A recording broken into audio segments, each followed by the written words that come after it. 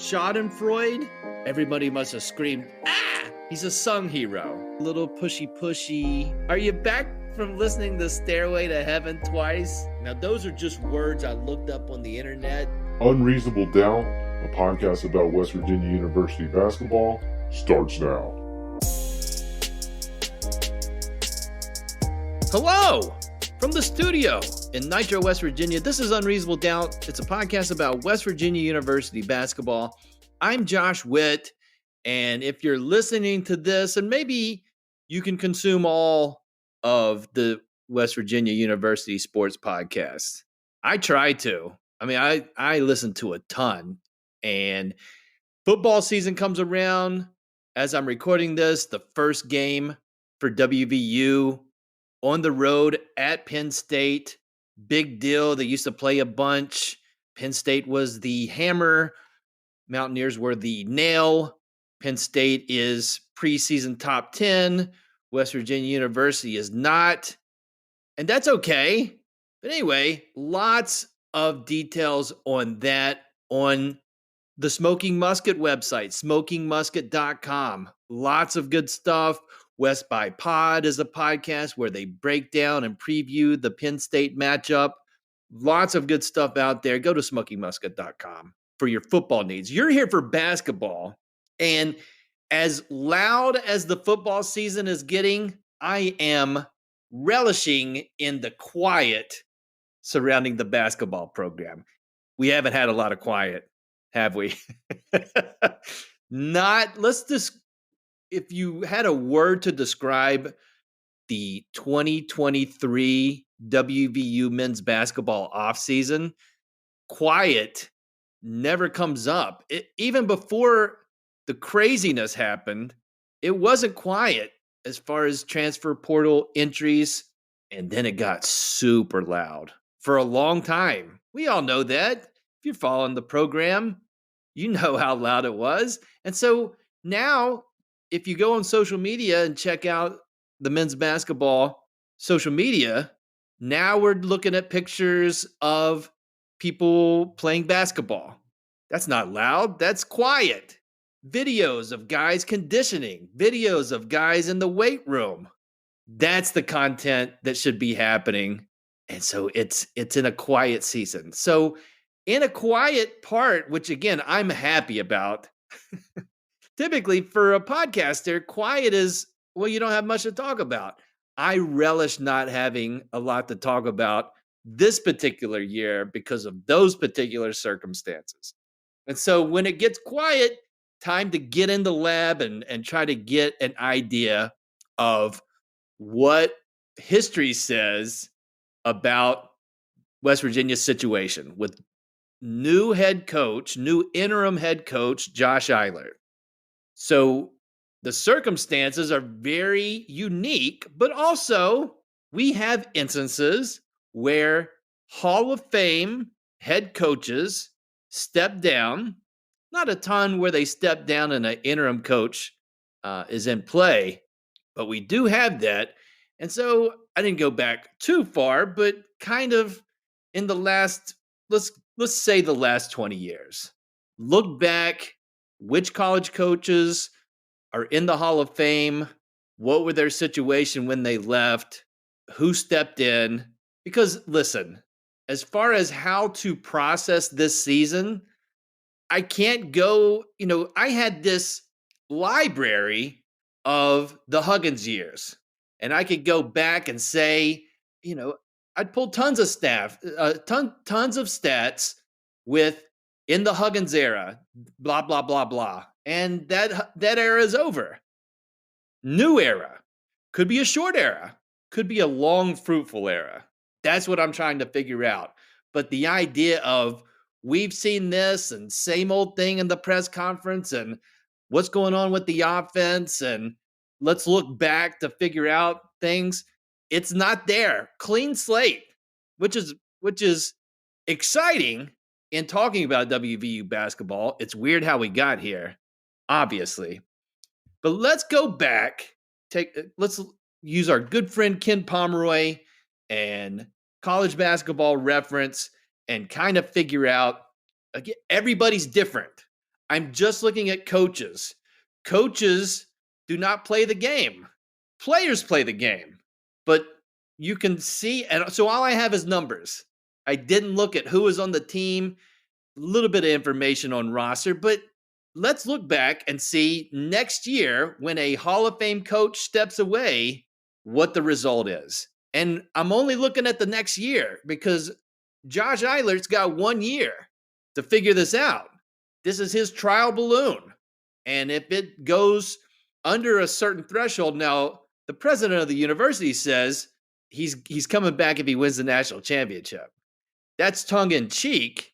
He's not going to say what the actual number is. Ren Baker's not going to say what the actual expectation is that gets him another year or another contract and a rip off of the interim tag.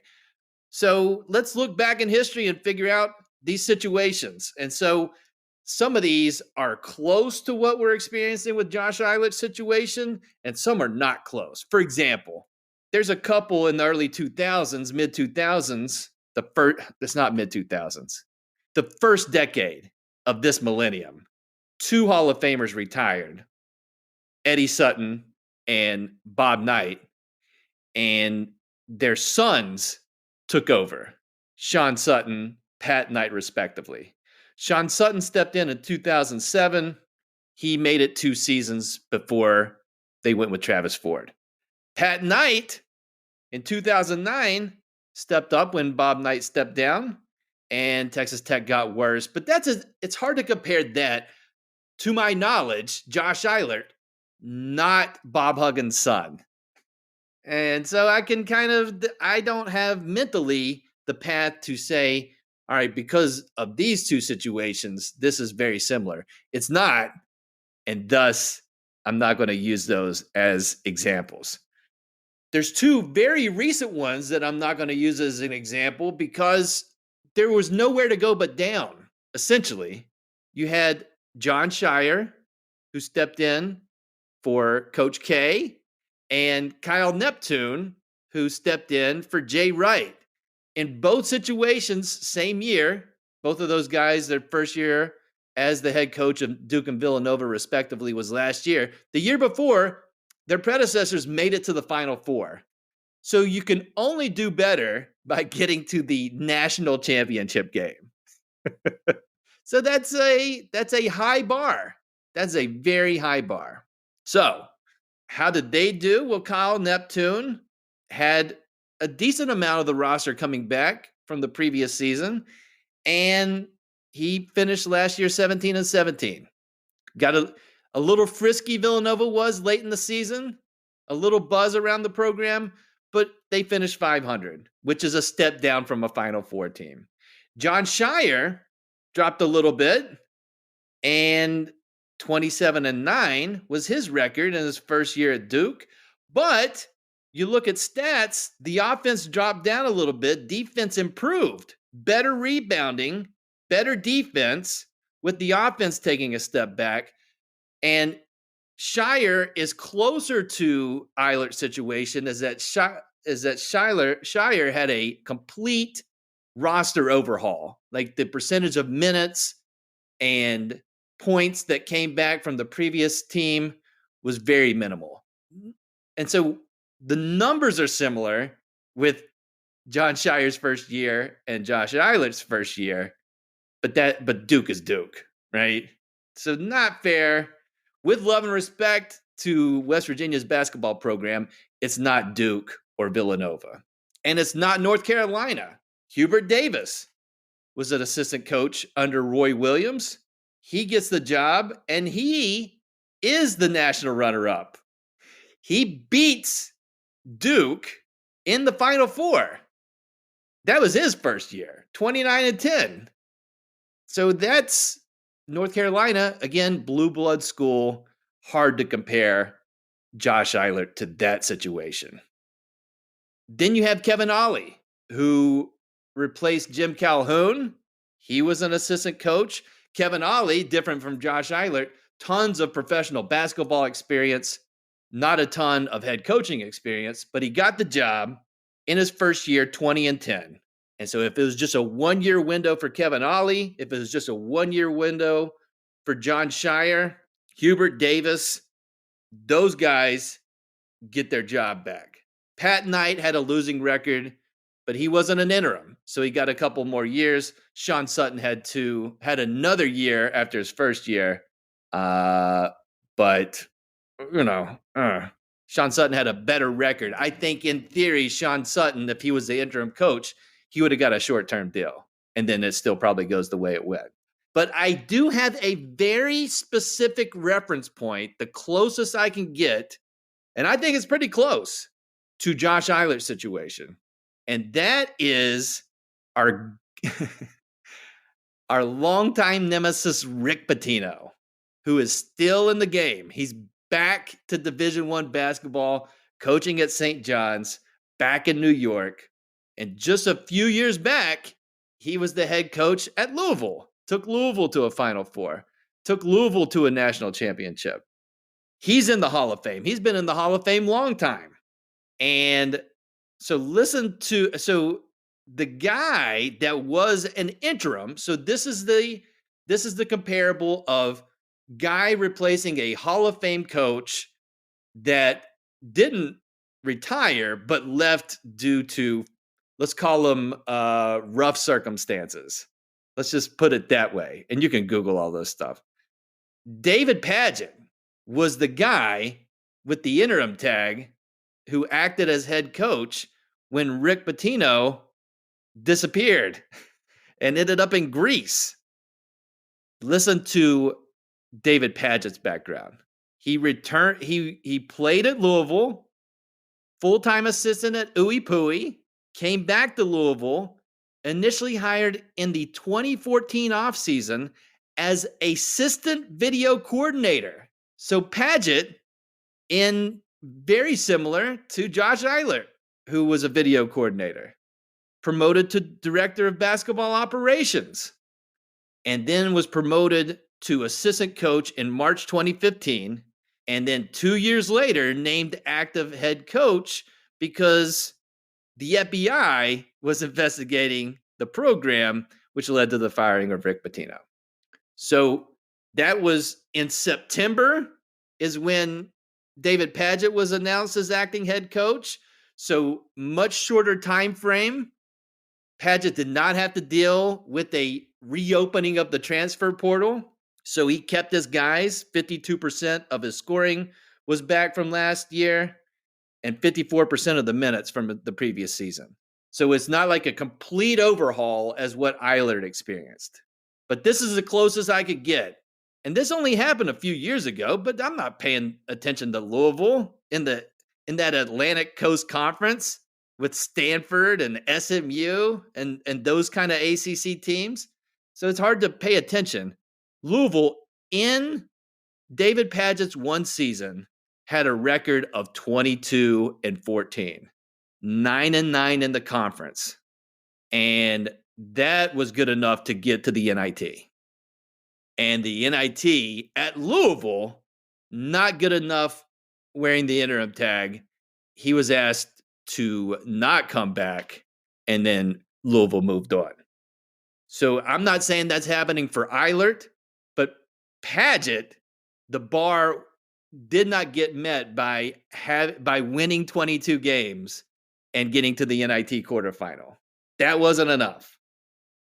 And so when you look statistically for David Padgett, how his 1 year compared to the last year with Rick Pitino, the offensive rebounding fell off a cliff.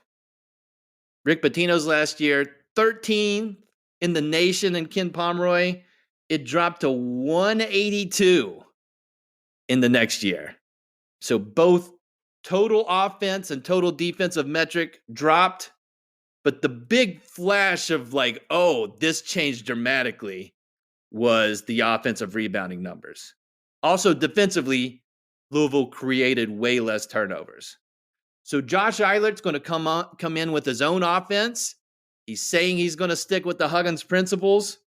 And I saw that offensive rebounding number, and it made me look at all these other situations.